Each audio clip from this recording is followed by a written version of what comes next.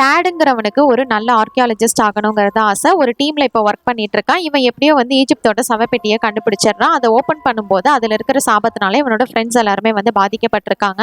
அவங்கள பழைய நிலைமைக்கு கொண்டு வரணும் அப்படின்னா இவனுக்கு எமரால்டு டேப்லெட்டுங்கிற ஒரு விஷயம் வேணும். அதை எடுக்கிறதுக்காக ஈஜிப்த் ராணியோட ஹெல்ப்போட அவன் வந்து தேடி போறான். இந்த டேப்லெட்டை அடையிறதுக்கு விக்டோரியா அப்படிங்கிற இந்த லேடியும் ட்ரை பண்றாங்க. இதை தப்பான விஷயங்களுக்கும் வந்து யூஸ் பண்ண முடியும். இப்போ இவங்களுக்கு முன்னாடி நம்ம ஹீரோ அந்த டேப்லெட்டை கண்டுபிடிச்சு அவரோட ஃப்ரெண்ட்ஸையும் வந்து பழைய நிலைமைக்கு கொண்டு வந்தாரா, வில்லி கிட்ட இருந்து இதை காப்பாத்தினாரா, அதுக்கப்புறம் என்ன ஆக போகுதுன்னு சொல்றது தான் இந்த ஃபிலிமோட ஸ்டோரி.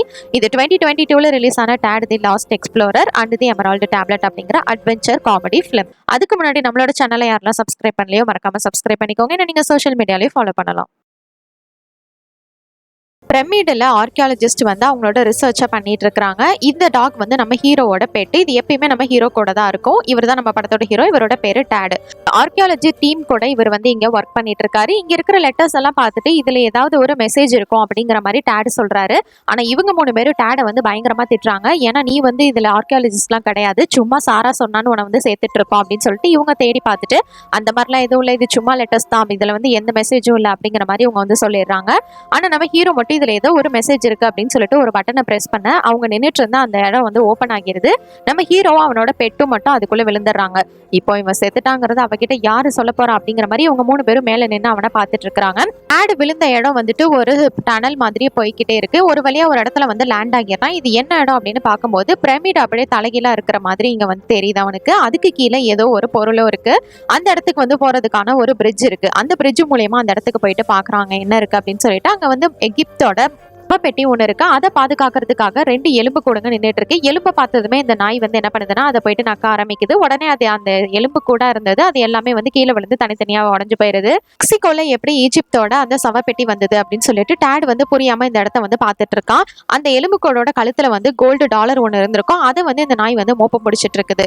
ஒரு பக்கம் இவன் முன்னாடி போயிட்டு என்ன ஏதுன்னு பார்க்கலான்னு ட்ரை பண்ணும்போது ஏதோ ஒரு பட்டன் மாதிரி இருக்கு. அது பிரஸ் ஆகிருது. அப்படி பிரஸ் ஆனதுமே அந்த எஜிப்தோட சவப்பெட்டி மேலே போயிருது. இவங்க இருக்கிற இந்த இடம் வந்து கொலாப்ஸ் ஆக ஆரம்பிக்குது.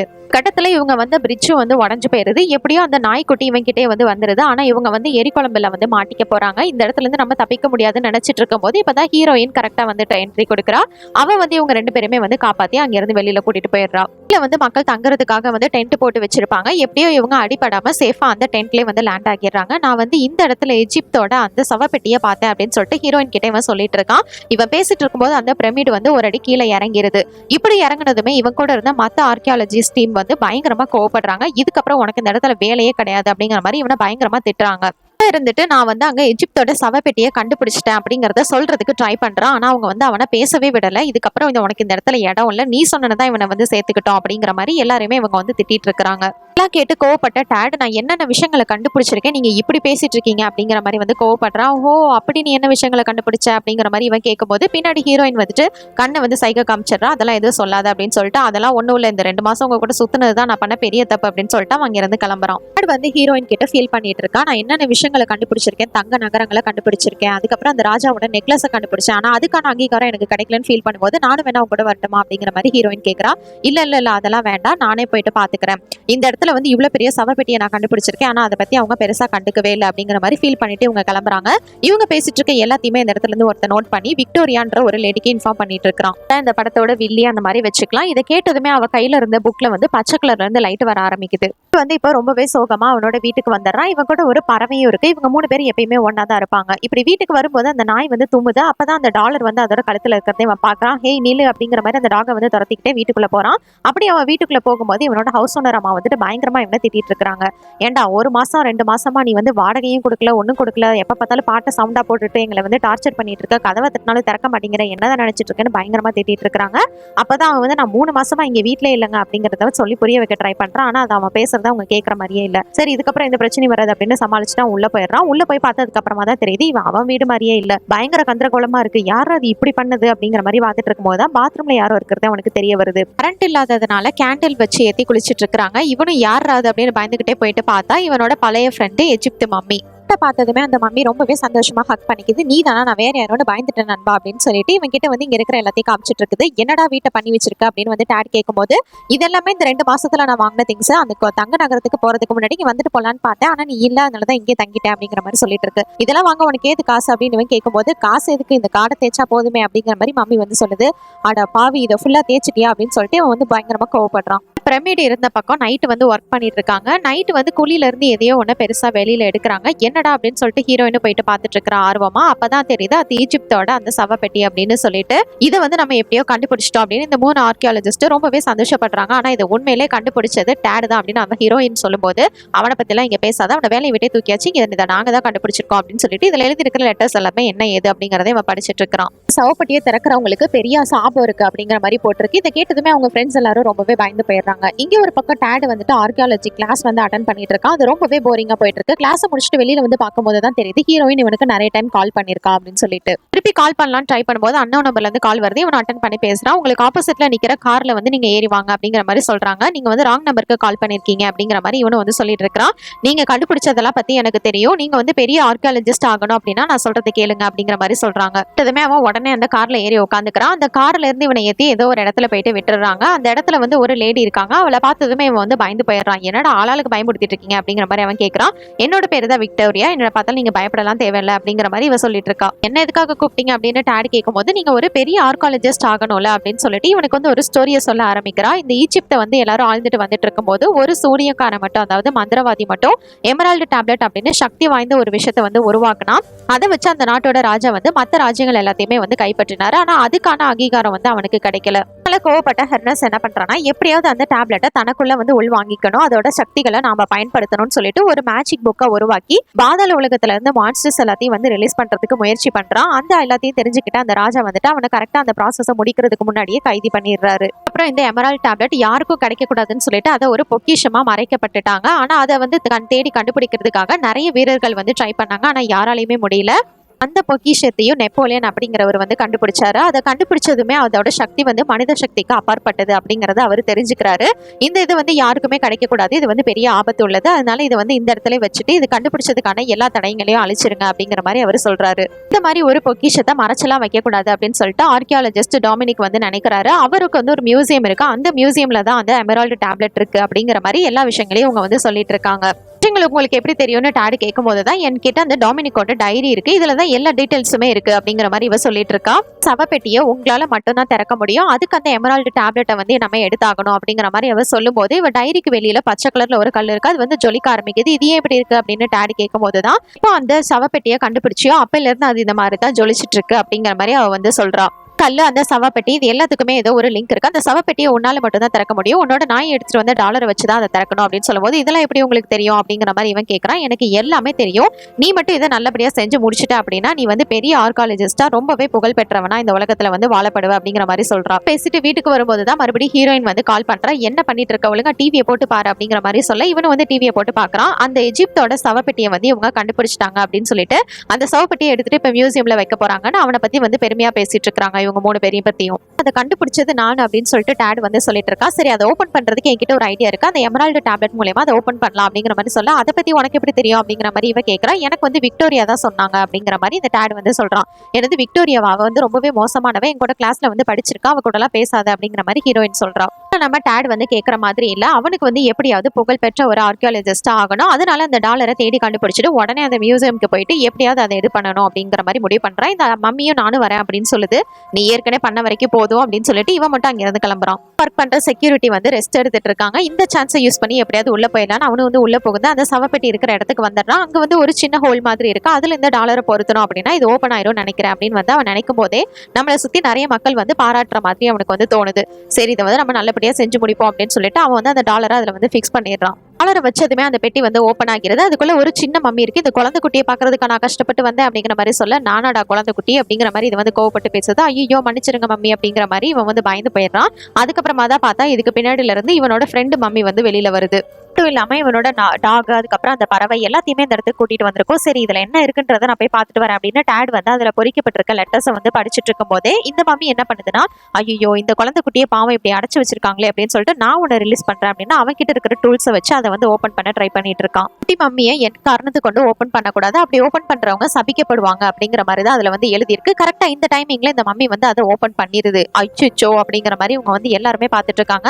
அப்படி அது ஓப்பன் ஆனதுமே அதுக்குள்ள இருந்து பிரைட்டான ஒரு லைட் வந்து எல்லாத்தையும் அதுக்குள்ள இழுத்துக்க ஆரம்பிக்குது. மட்டும் எப்படியோ அந்த மியூசியம்க்கு ஸ்டெப்ஸுக்கு பக்கத்துல போயிட்டு ஒளிஞ்சுக்கிறான். அதனால மத்த எல்லாருமே அந்த மம்மி, டாக், அதுக்கப்புறம் பறவை அது எல்லாமே அதுக்குள்ள போயிட்டு மாட்டிக்குதுங்க. அதுக்கு அப்புறமா அந்த இடம் அமைதியாயிருது. டேட் வந்து எந்திரிச்சு யாராவது இருக்கீங்களா மம்மி அப்படிங்கிற மாதிரி அதை வந்து கூப்பிட்டு இருக்கிறான். அப்பதான் அவனோட நாய்க்குட்டி அந்த பறவை எல்லாமே வந்து வெளியில வருது. அந்த பறவை வெளியில வரும்போது உனக்கு ஒன்னும் ஆகலையே அப்படிங்கிற மாதிரி இவன் ஷாக்கிங்கா கிட்ட போய் பாக்குறான். பார்த்தா அந்த பறவையும் நாய்க்குட்டியும் வந்து ஒன்னா மெர்ஜ் ஆயிருக்குதுங்க. நாயும் பறவையுமே இப்படின்னா இந்த மம்மி வந்துட்டு வித்தியாசமான ஒரு ஜந்துவா வந்து மாறிட்டு இருக்குது. அதுக்கு என்ன நடக்குது அப்படிங்கறதே புரியல. அந்த இடத்துல இருந்து ஓட ஆரம்பிக்குது. டேடும் என்ன ஆகுது அப்படிங்கிற மாதிரி பயந்து போய் பார்த்துட்டு இருக்கிறான். இங்க இந்த பறவையும் நாயும் வந்து தும்மும் போது மறுபடியும் அதுங்களோட உடம்பு வந்து ஸ்வாப் ஆகிக்குது. மம்மி வந்து அந்த மியூசியமே ஒரு வழி ஆக்கிருது. அங்க இருக்கிற எந்த பொருளும் வந்து டேமேஜ் ஆகிடக்கூடாது அப்படின்னு சொல்லிட்டு டேடு ரொம்பவே ட்ரை பண்ணிட்டு இருக்கான். எப்படியோ ஒரு வழியா அதோட பழைய உருவத்துக்கு அது வந்துருது. பண்ண பிரச்சனையில அந்த செக்யூரிட்டி லேடி வந்து முழிச்சிடுறாங்க. ஏதோ இங்க பிரச்சனை அப்படின்னு சொல்லிட்டு உடனே வந்து போலீஸ்க்கு இன்ஃபார்ம் பண்றாங்க. இவங்க எல்லாரும் வந்துட்டு இந்த எப்படியாவது போலீஸ் கண்ணுல மாட்டாம இங்க இருந்து தப்பிக்கணும் அப்படின்னு சொல்லிட்டு அங்க இருந்து தப்பிக்கிறாங்க. போலீஸ் கிட்ட இருந்து இவங்க தற்காலிகமா தப்பிச்சாலும் இப்ப எப்படியாவது இந்த ப்ராப்ளம் வந்து இவன் சரி பண்ணி ஆகணும். அதுக்காகவாவது அந்த அமரால்டு டேப்லெட்டை இவன் கண்டுபிடிக்கணும். இப்ப அந்த மியூசியம் எங்க இருக்குன்றது இவனுக்கு தெரியணும். இவன் வந்து நெட்ல சர்ச் பண்ணி காமிக்கிறான் மம்மி பாரிஸ்ல இருக்கு அப்படிங்கறத. அப்படின்னா என்னையும் பாரிஸ் கூட்டிட்டு போ அப்படிங்கிற மாதிரி மம்மி கேட்க, நீ பண்ண பிரச்சனைனால என்கிட்ட காசே இல்ல, நானே எப்படி போக போறேன்னு தெரியல அப்படிங்கிற மாதிரி டேட் சொல்லும் போதுதான் இவங்களுக்கு வந்து ஒரு ஐடியா வருது. மியூசியம்ல இருந்து சில பொருட்களை பேக் பண்ணி அவங்க வந்து பாரிஸ்க்கு வந்து சென்ட் பண்றாங்க. இந்த கொரியர் மூலமா நம்ம எஸ்கேப் ஆகலாம் அவங்க பிளான் பண்றாங்க. சின்ன எப்படி ஆச்சு அப்படின்னு டிடெக்டிவ் எம்மா அப்படின்ற ஒருத்தவங்க விசாரிச்சுட்டு இருக்காங்க. அப்ப வந்து FBI ஏஜென்ட் சேர்ந்த ஒருத்தர் சாம் அப்படிங்கிறவர் அவர் வந்து இது என்னோட கேஸ், சொல்லுங்க நீ வெளில போ அப்படிங்கிற மாதிரி இவர் வந்து விசாரிக்க ஆரம்பிக்கிறாரு. இந்த மியூசியமுக்கு சாராவும் அப்புறம் அந்த ஆர்கியாலஜில இருக்கிற மத்த மெம்பர்ஸும் வந்து பாக்குறாங்க. அப்பதான் அந்த பறவையோட இறகு இருக்கிறத பார்த்துட்டு நிச்சயமா டேட் இங்க வந்திருக்கான் அப்படிங்கறத வந்து புரிஞ்சுக்கிறான். அவனோட பேக்கை வந்து இங்கே விட்டுட்டு போயிருந்திருப்பான். அதனால இந்த பேக் மூலமா அவன் தான் வந்து இது எல்லாத்துக்கும் காரணம் அப்படிங்கறதை இவங்க எல்லாரும் வந்து கண்டுபிடிச்சிடுறாங்க. அதாவது டேடுக்கு ஹெல்ப் பண்ணணும் அப்படின்னு சொல்லிட்டு வந்து வேக வேகமா ஓடி வரா. அப்பதான் வந்து விக்டோரியா கார்ல வரா. உன்னோட ஃப்ரெண்ட் எங்க போயிருக்கான்னு எனக்கு தெரியும், நீ சீக்கிரமா என்னோட கார்ல ஏறு அப்படின்னு சொல்லிட்டு ஏத்திக்கிறான். இங்க ஒரு பக்கம் இவங்க ரெண்டு பேருமே வந்துட்டு அவங்க எங்க போயிருக்காங்க அப்படிங்கறத கண்டுபிடிச்சிடறாங்க. ஏன்னா இந்த மம்மி வந்து எல்லாத்தையுமே வந்து இன்ஸ்டாகிராம்ல போஸ்ட் பண்ணிட்டு இருக்கு. பாரிஸ்க்கு தான் போயிருக்காங்கிறது இப்ப அவங்களுக்கு தெரிஞ்சிருச்சு. உடனே இவங்களும் வந்து பாரிஸ்க்கு கிளம்புறாங்க. விக்டோரியாவும் உன்னோட ஃப்ரெண்டு வந்து பாரிஸ்க்கு தான் போறான் அப்படிங்கிற மாதிரி இந்த விஷயத்தை எல்லாத்தையுமே வந்து இவ சொல்லிட்டு இருக்கா. இதை கேட்டுட்டு இவ வந்து கோவப்பட்டுட்டு அங்கிருந்து இறங்கி போயிடுறா. அப்புறம் எப்படியோ பாரிஸ் வந்துடுறாங்க. அங்க வந்து ஸ்கேன் பண்ணும்போது என்னடா இது மம்மீஸை கூட இது மாதிரி பேக் பண்ணி அனுப்புறாங்களா அப்படிங்கிற மாதிரி அவங்க எல்லாரும் பார்த்துட்டு இருக்காங்க. சரி ஓகே அலோ பண்ணுங்க அப்படிங்கிற மாதிரி அவங்கள வந்து விட்டுறாங்க. மியூசியம்குள்ள இவங்க வந்ததுமே அங்க மோனாலிசா பெயிண்டிங் இருக்கும். அட என்னடா எங்க போனாலும் இதை போன எனவே பார்த்துட்டு இருக்கு அப்படிங்கிற மாதிரி இந்த மம்மி பேசுது. சிலையை பார்க்கலான்னு டாடி சொல்லும் போதுதான் பிரமிட் வந்து தலைகீழா இருக்கிறதையும் கீழே வந்து அதே மாதிரி ஒரு சிலை இருக்கிறதையும் பாக்குறா. இது எல்லாமே மெக்சிகோல இருந்த மாதிரியே இருக்குன்னு சொல்லிட்டு அந்த சிலைக்கு அடியில பார்க்கும்போது ஒரு கேப் இருக்கு.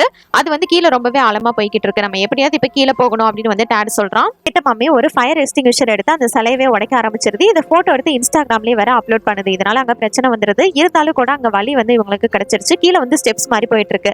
சரி இதுல போயிட்டு பார்க்கலாம், நமக்கு தேவையான ஏதாவது கிடைக்கும்னு சொல்லிட்டு இவங்க எல்லாரும் வந்து கீழே இறங்கி போறாங்க. சவப்பெட்டி இருக்கு, அதை ஓபன் பண்ணா மேக்கப் ஐட்டம்ஸ் எல்லாமே இருக்கு. அது எல்லாத்தையும் வச்சு இவன் வந்து போட்டோ எடுத்து இன்ஸ்டால போஸ்ட் பண்றான். போட்டோ பார்க்கும்போது தான் இவனுக்கு பின்னாடி ஒரு மம்மி இருக்கிறது இவனுக்கு தெரிய வருது. அதை பார்த்ததுமே இவன் கொஞ்சம் பயந்து போயிடுறான். டாடி கிட்ட வந்துட்டு டே என்ன மாதிரி ஒரு மம்மி உயிரோட இருக்கடா அப்படிங்கிற மாதிரி இது சொல்ல இந்த மம்மி வந்து இன்ட்ரோ கொடுக்குது. நான் வந்து 18ஆம் நூற்றாண்டுல வாழ்ந்த இந்த எஜிப்டோட குயின் அப்படிங்கிற மாதிரி சொல்லிட்டு இருக்கு. என்னது குயின் அப்படின்னா உங்க பேர் என்ன அப்படிங்கிற மாதிரி இவங்க கேட்கறாங்க. இந்த மம்மி ஆமால ஃபர்ஸ்ட் என்னோட பேரை தான் இன்ட்ரோடியூஸ் பண்ணிருக்கணும். சரி ஓகே நான் மறுபடியும் வந்து இன்ட்ரோடக்ஷன் கொடுக்குறேன் அப்படின்னு சொல்லிட்டு அந்த தரைக்கு பின்னாடி போயிருது. இது சரியான டம்மி மம்மியா இருக்கும் போலயே அப்படின்னு அவங்க நினைக்கிறாங்க. 18ஆம் நூற்றாண்டுல வாழ்ந்த ரொமானா அப்படிங்கிற மாதிரி சொல்றாங்க. நீ எப்படி வெளியில வந்த அப்படிங்கிற மாதிரி இந்த மம்மி கேட்கும்போது 5000 வருஷத்துக்கு முன்னாடி என்ன ஒருத்தன் உயிரோட கொண்டு வரதுக்கு முயற்சி பண்ணா, 200 வருஷத்துக்கு முன்னாடி என்ன சவப்பட்டில இருந்து ஒருத்தன் வெளியில எடுத்தான்னு சொல்லும்போது அவனோட பேரு டாமினிகா அப்படிங்கிற மாதிரி டாடி கேட்கறான். ஆமா அவன் தான், எனக்கு வந்து வெளியில வந்த ஆபத்துன்னு சொல்லிட்டு இங்கே இருக்க சொல்லிட்டான் அப்படிங்கிற மாதிரி இவ சொல்லிட்டு இருக்கா. டாமினிக்கை பத்தி உங்களுக்கு தெரிஞ்சிருக்கு அப்படின்னா கண்டிப்பா அந்த எமரால்ட் டேப்லெட்டை பத்தி உங்களுக்கு தெரிஞ்சிருக்கும்னு சொல்லிட்டு டாட் வந்து இவங்க கிட்ட ஹெல்ப் கேட்கறான் அதை கண்டுபிடிக்க சொல்லி. ஆனா அவங்க வந்து முடியாது அப்படிங்கிற மாதிரி சொல்லிடுறாங்க.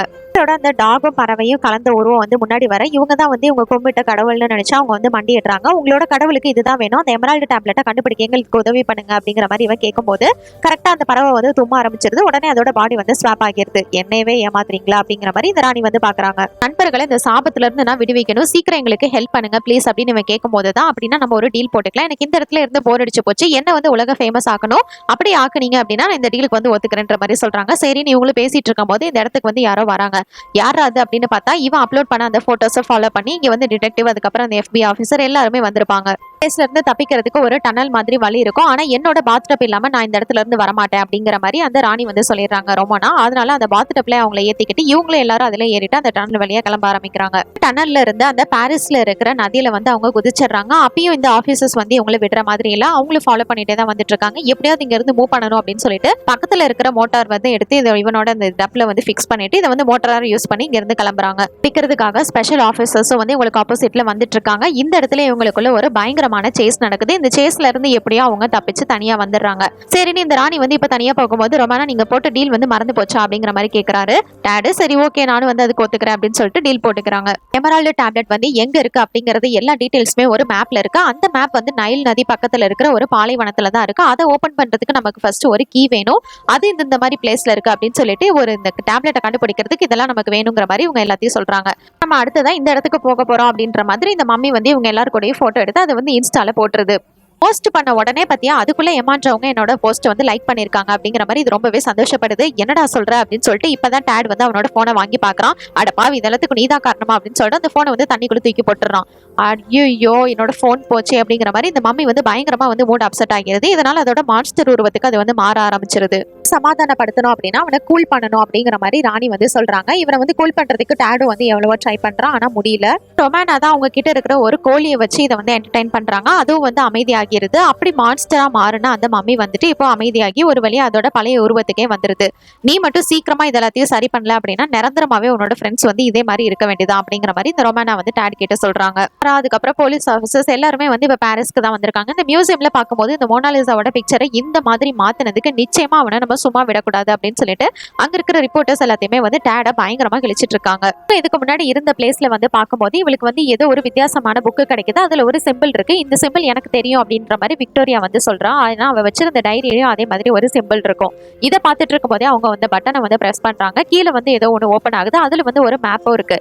அப்படின்னா நிச்சயமா இவங்க அடுத்து இந்த பிளேஸ்க்கு தான் போக போறாங்க அப்படிங்கிற மாதிரி இவங்க வந்து முடிவு பண்றாங்க. பிளேஸ்க்கு போய் நம்ம இங்க இருக்கிறத ரிசர்ச் பண்ணணும் அப்படின்னா நல்ல எக்ஸ்பீரியன்ஸ்டான ஆர்கியாலஜிஸ்ட் நமக்கு தேவை அப்படின்னு சொல்லிட்டு யாரை கூப்பிடணுங்கிறது அவளுக்கு தெரியுது. அதனால இந்த 3 பேருமே வந்து ஹெல்ப்புக்கு கூப்பிடுறா.